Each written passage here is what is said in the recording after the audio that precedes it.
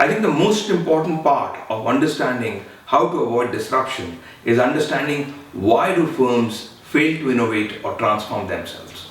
Now, I've looked at hundreds of examples of disruption and realized that there are dozens of reasons that prevent firms from innovating and transforming themselves. When I stepped back and looked at all these reasons, I realized all the reasons for lack of innovation fall into three categories, which I call three barriers to innovation and transformation. The first barrier to transformation is lack of knowledge, or what I also call informative barriers. Hey, you don't know how to innovate, or you don't know how to incorporate a new technology. So that's an example of lack of information, lack of knowledge, or informative barrier to innovation. Number two, what I call normative barrier to innovation. For example, you've always done things in a certain way.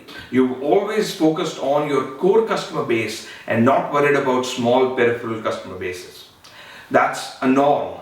So if a new technology wants you or requires you to go to a peripheral customer base and you refuse to do that, it's because of a normative barrier to innovation. Finally, the third one, which I call cognitive barrier to innovation. These are all the reasons that result in distorting your perception in how you view the world, your competition, your customers, in a way that prevents you from innovating. Okay?